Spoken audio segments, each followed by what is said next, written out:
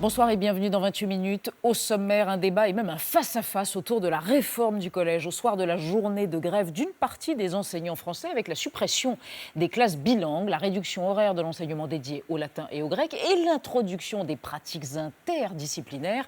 La réforme est-elle laxiste ou est-elle le meilleur outil pour diminuer les inégalités, ce fléau du système éducatif français? Eh bien, deux hommes de gauche, car après tout, l'effort et l'excellence ne sont pas de droite, deux hommes de gauche en débattront.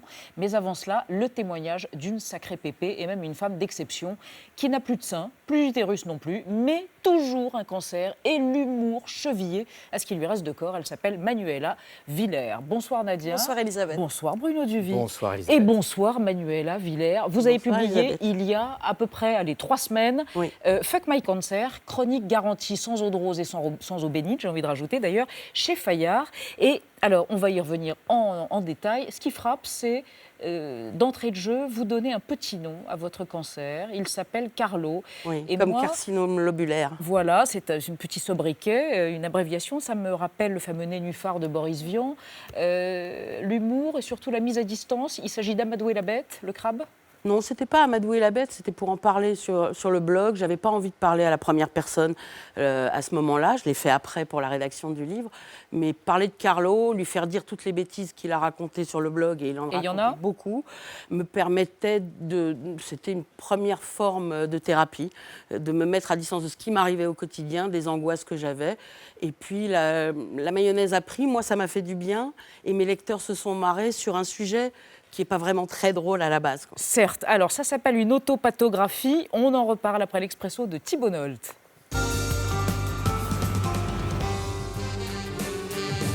Avant, c'était bien. Elle avait 4 gosses, un job dans le cybermonde, un blog dédié à l'histoire des réfugiés juifs étrangers en Europe de l'Ouest, un autre sur les délices de la lipideuse cuisine ashkénaze. Et puis, en 2013, Manuela Villers est entrée dans un interzone statistique.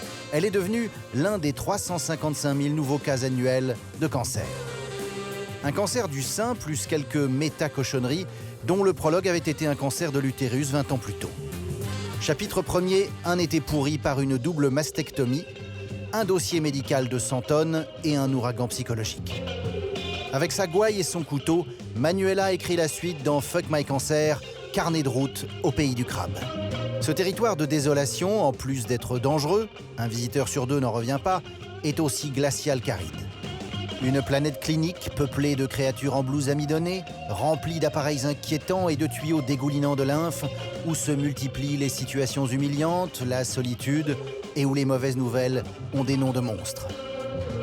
Manuela n'est pas une voyageuse ordinaire. À cancer, cancer et demi. Contre la fielleuse Sécu, elle rallie les soutiens à coups de tweets venimeux, s'enfuit en courant devant le docteur Nichon, incendie une ministre atteinte de la même maladie qui affiche son courage en restant au travail quand la plupart des malades sont obligés de le quitter. La guerre est déclarée, une sale guerre avec un bel idéal, la vie. Eh bien voilà, et en prime un clin d'œil au film de Valérie Donzelli, La guerre est déclarée. Je précise que vous êtes invalide. Quand on vous voit, ça n'a pas l'air évident, mais vous êtes invalide, hein, techniquement. Alors je suis techniquement invalide, Oui. puisque je ne peux plus travailler. Je n'ai plus le droit de soulever plus de 4,5 kg avec mes bras, ce qui dans la vie quotidienne est assez problématique. C'est-à-dire 6 bouteilles d'eau d'1,5 litre, je ne peux pas les porter. Je ne vais pas vous faire la longue liste des trucs que je ne peux plus faire. Il y en a beaucoup que je ne peux plus faire. Manuela Villers, donc un cancer, ablation, mastectomie, donc ablation des 2 seins, 4 chimiothérapies, puis tout d'un coup c'est marre. Il n'y en aura pas de 5e et pas de 6e. Non, c'était trop dur. C'était trop dur. Et alors, avant de parler de ce parcours, de ce chemin de croix, quand même un truc, votre regard sur le monde médical, notamment les anesthésistes, les radiologues, est un regard particulièrement rude. Ce sont des gens déshumanisés. Alors, vous pas le tous, racontez non, pas tous. Je le dis d'ailleurs dans le livre. Pas tous les anesthésistes. Moi, j'ai eu affaire à un numéro très particulier de sociopathe. L'épisode que je raconte au moment où j'ai eu une thrombose suite à... Donc la thrombose, c'est quand une veine se... J'essaye de pas être trop technique, une veine se bouche. Donc le bras était enflammé, enfin bon... Il n'a traité que le bras, c'est-à-dire il ne m'a pas dit bonjour. Et puis c'est un personnage que j'avais croisé pendant des semaines et des semaines au centre où je suis soignée. Bon, j'en ai eu marre, j'ai écrit ce que j'avais à lui écrire, je lui ai fait savoir. Je pense que beaucoup Il de s'est patients... reconnu, vous pensez? Non seulement lui, mais je pense que tout l'hôpital l'a reconnu. Tout l'hôpital l'a reconnu et beaucoup de patients, d'une certaine façon, se sont reconnus dans leur demande, leur soif d'humanité de la part des traitants. C'est ça? Je pense que le grand problème des malades chroniques et de l'hôpital, c'est que les médecins et les soignants, les manipulateurs radio, à qui j'en réserve aussi quelques des pics. verres qui n'est pas mûr, oui. Excusez-moi. Ils sont de loin presque à égalité avec les anesthésistes, les personnes les plus maltraitantes et hermétiques à l'humanité des patients. Voilà. Petit Je pense extrait, ça donne le que ton ça du c'est livre. lié à la technicité. Oui. Mais le problème de la maltraitance et de la limite de la maltraitance en milieu hospitalier, c'est lié aux pratiques. C'est-à-dire que si on ne remet pas en cause en permanence les pratiques des soignants, et ça peut se faire par de la formation interne, si on ne prend pas en compte la parole des malades, Ça, on c'est arrive autre à des... chose, oui. Ça, c'est la médecine c'est même narrative chose. et on y viendra. C'est-à-dire que c'est vraiment... La maltraitance, elle peut être n'importe quand. Quand on vous demande votre numéro de patient et pas votre nom, alors que vous êtes dans une situation de stress intense, c'est insupportable. Quand on vous ça appelle de n'existe l'autre bout du plus. couloir. Oui, ça n'existe plus. Ils ont réformé ça. Oui. Ils ont pris en compte ça. Donc on sent qu'il y a une démarche d'amélioration. C'est une volonté. Voilà. Ce qui est sûr, c'est que la sortie du livre et puis mon interpellation répétée a fini par produire des effets. Donc je vais rencontrer les personnels en charge de la formation des soignants. Moi, je ne parle que de moi. Je ne parle pas au nom d'autres patients. Je raconte mon expérience, de mon point de vue, avec ma grande gueule. Oui, parce que vous êtes une emmerdeuse dans les couloirs. Non, mais voilà, je suis une emmerdeuse dans la vie, pas que dans les couloirs. Oui. D'après vous, c'est une question de formation ou c'est lié au système? Parce qu'on a l'impression que les médecins que vous rencontrez, ils courent en permanence après le temps, après les moyens, et que donc le côté on expédie vite fait les patients, il est aussi lié à cela. Ils expédient pas vite les patients, mais ils ont tellement de patients. Les agendas des médecins sont cadencés par 20 minutes. La réalité, c'est qu'ils prennent beaucoup plus de temps avec leurs patients. Donc on ne peut pas leur dire qu'ils traitent mal leurs patients, ça n'est pas vrai. Seulement, quand vous arrivez au bout des X consultations, le retard accumulé devient énorme. En chirurgie, si le chirurgien passe plus de temps au bloc opératoire le matin, les consultations sont décalées l'après-midi. Le problème, c'est qu'on ne prévient pas les patients, qui parfois font 300 km pour venir dans ces centres d'expertise. Et on attend en permanence. Oui, on attend. Et patients attendre avec le sentiment qu'ils se disent, ils n'ont que ça à faire, ils sont malades, Absolument. ils sont là, ils ont que ça à faire, attendre. Sauf que c'est épuisant, l'attente. C'est épuisant quand on est malade. C'est épuisant pour tout le monde. Et quand le temps nous est compté, puisque quand on est a priori atteint d'un cancer, on a un rapport au temps qui se modifie selon la gravité de sa maladie, l'attente, c'est une perte d'énergie énorme. Une perte de vie, de la quintessence de la vie qui reste. Nadia. Oui, alors il y a le manque d'humanité des soignants et puis il y a celui des amis, en tout cas de l'entourage. Et dans votre blog, sur votre blog, il y a une rubrique qui s'appelle « Les 10 phrases à ne pas prononcer à une personne qui a un cancer » et une autre qui s'appelle « 10 questions stupides à éviter à une cancéreuse ». C'est très drôle et ça fait évidemment référence donc aux réactions parfois gênées, parfois maladroites, parfois franchement imbéciles des gens, des amis, quand ils apprennent le cancer d'un proche. Alors parmi ces fameuses phrases, il y a le tristement célèbre « Faut rester positif ». Il y a aussi le « C'est bizarre, t'as un cancer mais t'as pas perdu de poids ». Et ça, c'est quand on a la chance d'avoir une réaction, parce qu'il y a aussi les gens qui disparaissent purement et simplement. Absolument. Et ce phénomène des questions débiles et puis des gens qui ont poney du jour au lendemain, c'est quelque chose qu'a vécu une Américaine. Elle a 38 ans aujourd'hui, elle a eu un cancer quelques années avant, elle est designer, elle a créé ce qu'elle appelait des cartes de vœux empathiques, vous connaissez.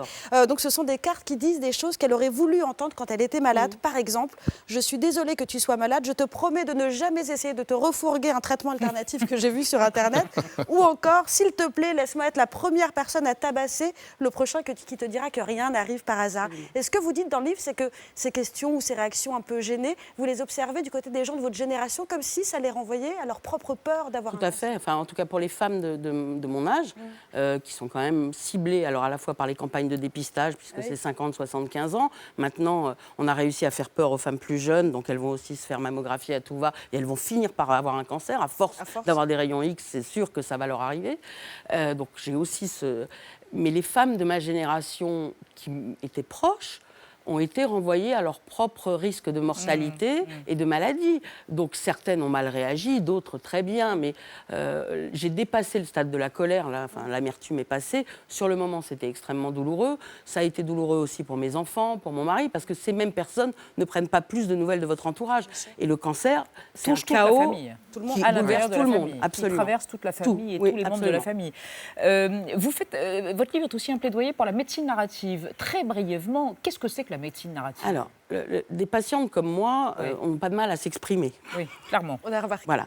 Mais la majorité des patientes et des patients, les hommes sont des taiseux de nature, donc en cancérologie aussi. Face à leur médecin, ils vont peut-être exprimer les symptômes, des effets secondaires des traitements ou des douleurs ou des choses, mais rien d'intime, rien de personnel. Et la médecine narrative est un mouvement de la médecine qui est maintenant enseigné dans certaines universités, notamment outre-Atlantique, et mis en place dans des centres de soins, où un médiateur, qui peut être un assistant médical et pas forcément un psychologue, va aider le patient à formuler ce qu'il a à dire pour pouvoir accepter de parler, nommer le cancer, parce que quand on voit les avis de décès encore récemment, La longue maladie, c'est insupportable. Ça peut être très rapide. Un cancer du pancréas, ça vous emporte en 3 mois. Une hypocrisie. Voilà. Et il faut appeler un chat un chat. Un cancer est un cancer. Oui. C'est ce que vous faites. C'est un atout pour lutter contre le cancer, d'être une emmerdeuse, comme vous l'êtes, de ne pas être docile, pas gentille. Oui. Moi, je ne sais pas si la compliance, c'est un mot français, mais moi, au début, j'écoute, au début, je suis, et après, je réfléchis et je remets en question. C'est un atout sûrement, puisque moi, j'ai fait un choix qui était de refuser la radiothérapie. À presque 2 ans maintenant de diagnostic, voilà, je ne le regrette pas puisque mon infiltration est en train de réduire sans radiothérapie. Ce qu'il faut savoir, c'est que le cancer du sein, il y a plusieurs types de cancer du sein. Moi, j'en ai un pervers, un qui se cache, un qui évolue lentement. Donc, il est plus que probable que j'ai à un temps donné un autre cancer qui survienne. Il y a des femmes qui font des récidives très tôt et qu'après la radiothérapie, vous avez un risque de faire un cancer des poumons, un cancer de la thyroïde. Enfin, bon, moi, j'ai décidé de ne pas prendre ce risque. Voilà, garder la maîtrise des choses. Une dernière chose, Manuela Villers. Ce livre est aussi un plaidoyer pour l'euthanasie. Vous racontez comment en 1993, vous avez accompagné votre beau-père adoré qui ne voulait plus souffrir. Oui.